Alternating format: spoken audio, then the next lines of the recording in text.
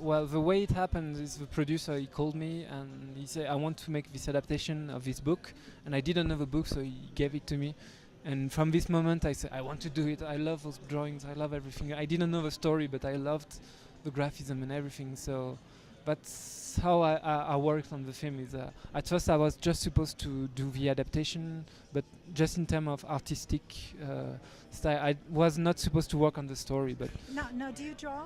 I draw, yeah. Okay. That's why I was, I guess, Chosen? at first, because I'm more a drawing director. I can't stop, drawing, and I am having sometimes trouble to express what I want. So I make drawings so to be clear for the things I want to put in the film. Okay. Yeah. And so, did they take like a sample of your work as well? You mean when the producer came to you, did Yeah. he say, "Okay, can I see a sample of your work?" Yeah, well, he actually saw my short film, and it was called The Mouse's Tale, and it was a story of a lion who wants to eat a mouse. So there was A sort lion of wants- connection, and so he asked me, "Yeah, I think you're good for this film. What do you think? Do you want to work on it?" And I said immediately yes. But the first thing I did is when I came back home, I was not employed yet, but I started drawing animation with the books because I loved it so much and I was really curious to make it move. And I sent it to the producer and he saw it and he said, "Okay, you come on the film immediately. You start working tomorrow." And so it was. There he was started this. right away on it when he saw Yeah. what you produced. Yeah, he Then he was wanted- totally okay with what I was doing, and he said, "I love your film, but what you did with the adaptation of the books is exactly what I want, because my short film is very different from the style of Ernest and Celestine." Right, because as an illustrator, you have to take on your own interpretation, I would imagine. Yeah. Of And if course. it matches exactly what the producer has in mind, you're you're lucky. Yeah, that's You're what very- happened. You're Yeah, very lucky. that's really what happened. It was the same thing. So yeah. So as an illustrator, do you have influences? Yeah, a lot. There's in France, graphic novel is a very big thing. What We is have again? graphic novel, Okay. comic books and graphic stuff novel. like. Okay. And we have a lot of wonderful authors. So I have a lot of influence in graphic novel, like Johannes Farr, Christophe Blanc, all these authors. Also American author like Daniel Close and all these people. And also in Japanese animation is very important for me. So Yeah, let's talk about Japanese animation because Yeah. the Japanese, their animation. How long have they been doing? Because I think I heard that that they seem to influence a lot of different animators. So why Yeah. is that, the animation from Japan? I think they have a style of animation which is very particular. They don't Disney. They make a lot of smooth animation, which is really good. But in Japan, they make the fewer drawing as the fewest. I don't know. Few what? Few drawing. Okay, so they less drawing. less drawing, but the right one. Okay. So you can feel the expression. So it's very minimalistic. Like they try to do the less, but very expressive. And I think it's really great because that makes they have to think of new ways of expressing something, and it's always very expressive because they really focus on that. And I think it's one of the reasons it's so popular, and also because there's a culture of which is very different from ours. And for me, for example, when I saw Spirited Away by Spirited Away, yeah. Miyazaki, I was completely blown away because there was nothing I was expecting in an animation film. I couldn't see who was the bad guy, and the world was very strange. I couldn't find and it was very new, and it felt really great. And I love this new way of telling a story, and that's why now I'm so thrilled to be just nominated with Miyazaki with his That's last huge, movie. Benjamin. Yeah, huge. that's one of the. I think that's. I can die now. I don't care. It's No, we want more out of you. Yeah. Don't do that. Yeah. So it's interesting that you say that because the animation, going back to the animation, it's brilliant the way the Japanese do it. And I like the word you use. It's minimalistic. Yeah. And that's exactly what you have in Ernest and Celestine. It's Yeah, very yeah. minimalistic. Yeah, we try to have this Yeah. minimalistic style. Yeah.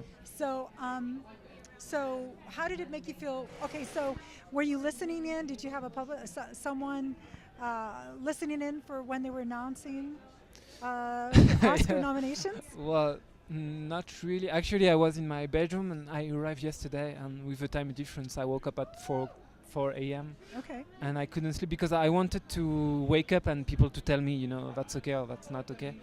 And I didn't want to wait for the thing because I would be so stressed. But actually, I was just awake and I was forbidding myself to watch on the internet or anything. I say, okay, I'm to try to sleep.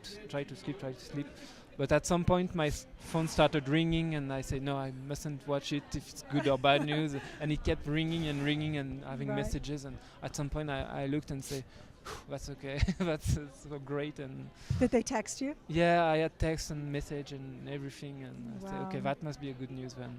Oh, yeah. I mean, I don't think so many people would have called me if I was not nominated. Right. Yeah, that's right. So you knew something was up. Yeah. Something was happening because Yeah, that's exciting. Again, so when are the Oscars? Do you know? I think it's like I think it's on March the 3rd. Couple months, okay. Of March, I think so. And are you going to be in the audience?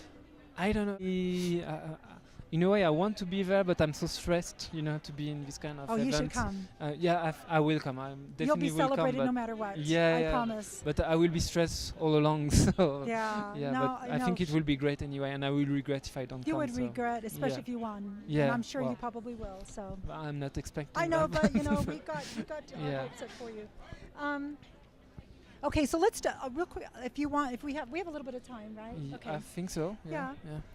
Voiceovers. Yeah. Okay, let's talk about voiceovers and how is that done. In France or in the US, you mean? Okay, yes, that's true because it is different in France than it is here. Yeah. Now I know that some of the voiceovers for the movie, I think one of them is Forest Whitaker. Yeah, there's Forest Whitaker, Lauren Bacall, William H. Macy, and Paul Giamatti, and Jeffrey Wright. I didn't see Paul Giamatti's in there as well. Yeah, I was so happy. Oh, I love Paul Giamatti. Yeah, I didn't hear his voice in. He was playing the rat judge. Okay, the rat judge at the end of and he was really happy to make it, so I was even more happy. No, big names. Yeah, big names. And Mackenzie Foy is playing Celestine as well. Yeah. And how do you select them? How do you court them? So, does someone say? I don't know what the process is. Well, I gave some ideas. I say him, and they were the producer of the dubbing who was telling me ideas. We were sharing it, talking about it, and for example, Forest Whitaker, I never would have thought of him. Now he plays the Ernest. He's playing Ernest, the big bear. The big bear. And I was not expecting him to be in the film, and actually, I was really happy with what he was doing, and I thought, go ahead, it's perfect. I really like it. So it was more like talking and see who would be good for the casting. Yeah. So then did they actually so they go so the producer or somebody goes to these people and say, hey, would you like to do the voiceover? I think so. Are you interested? And interested. Okay. Yeah, here's the film. Are you interested? Because we don't have a big budget, you know, we can't pay them a lot, so they have to be interested in the film, or I hope so. So they have to look at it, probably. Probably, I guess so. I'd imagine, I wasn't there. This is more like the job of the dubbing. I was just in France, and they were just telling me he accepted you, or things like that. Were you familiar with the names that are the voices now? Yeah. Or you were familiar with the actors? Yeah, I knew them because I watch a lot of movies, and American movies as well. Oh, that's right, because you said this would be good. Yeah. So every actor, I was really happy. So that's wonderful. Yeah. What about the voices in France?